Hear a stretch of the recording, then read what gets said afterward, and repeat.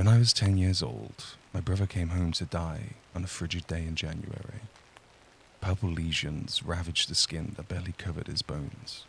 He looked an awful lot like a skeleton, unlike the friendly visitor I had come to know over my short lifetime.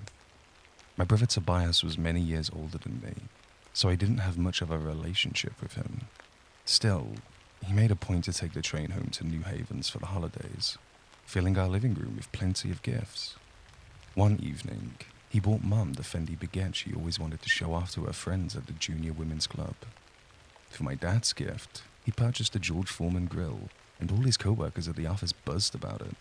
For me, he bought a creepy crawler's oven with liquid and mold containers.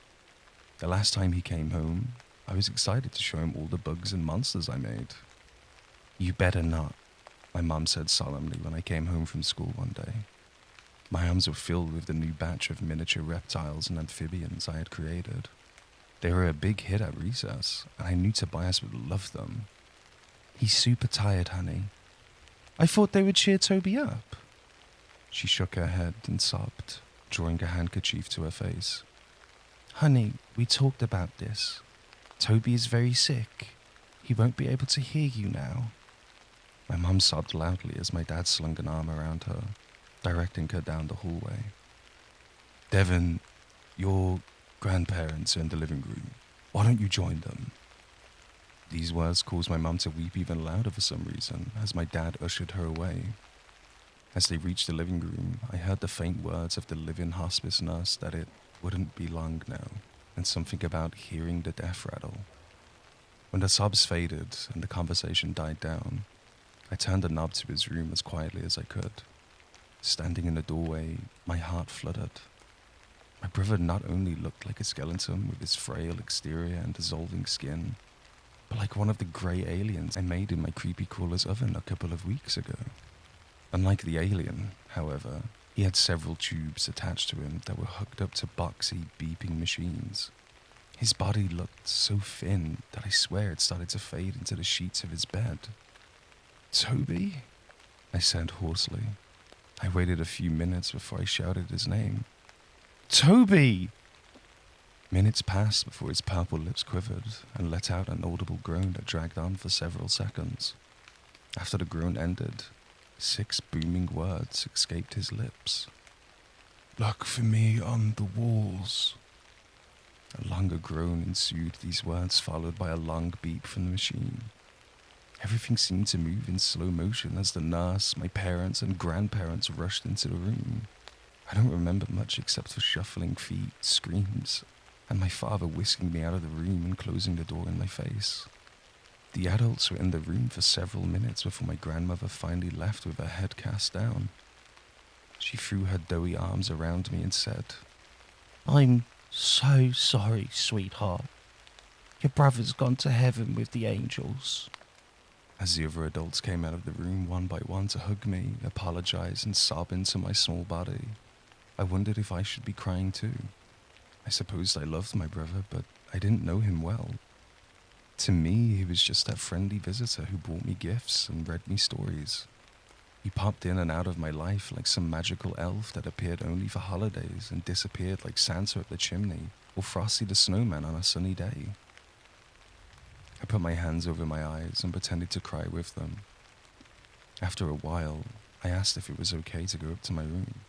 My parents permitted me. At once, I hurried up the stairs and slammed the door behind me.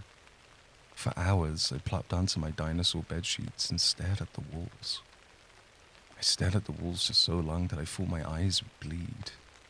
The walls of my room were sponge-painted blue, covered in posters of my favorite baseball players and movies.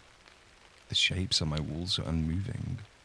As my eyes drew tears and I yawned, I started to drift off to sleep. My room didn't have any windows, so I couldn't tell whether it was nighttime or not. But I suppose night was nearing by the increasing shadows in the room. Something was strange about these shadows, though. They weren't the typical black or grey, but shades of green. I blinked as green circles danced around my walls like a stage spotlight. "Are you awake, Devi boy?" a hollow voice echoed. "It's time to wake up, Devi boy." "Huh?" I said, rubbing my eyes. Who are you? You know who, silly. I don't have much time. I blinked twice and the green circles faded together. All at once, the circles morphed into the shape of a human. The shape looked a little under 6 feet tall, perhaps taller, its figure reaching the brim of the ceiling. Toby? Toby, is that you? Who else, Davy boy? The figure let out a bellowing laugh and stretched atop the ceiling, twisting around the fan in almost a rhythmic pattern. But I thought you were... dead? The figure unleashed another bellowing laugh, this time twisting onto the carpeted floor, its green glow matching the soda I spilled the previous day. I thought I would die too, Davy boy, but it's the most unusual thing. You don't go to heaven or hell like we learned in church. Don't tell Mom and Dad though, especially not Grandma. I won't, I said, scratching my head. But Toby, if you're not dead, what are you? Hiding. The figure's voice changed from a bellowing pitch to a dull whisper. What do you mean? You must swear not to tell anyone. I swear, Toby, I swear. People don't die, the figure whispered, draining from the carpets back to a small circle on my wall. They hide. From what? I don't know yet, the figure said, its voice now trembling. I just know that we're hiding. We're all hiding. As the figure spoke these words, I saw dozens of green circles bouncing around my walls. They were varying shades of green.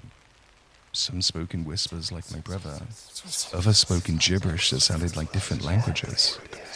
I shoved my thumbs into my ear canals as the sounds grew louder and more varied. I jammed my eyelids shut as the lights flickered and burned into my retinas. As I screamed, I heard my brother's voice once more. People don't die. They hide, Devi. They hide and they must never be found. I screamed so loud that my cat Jasper hollered from the other room. I screamed so loud that my mom, dad, grandparents, and even the live-in nurse hurried upstairs and forced their way into my room.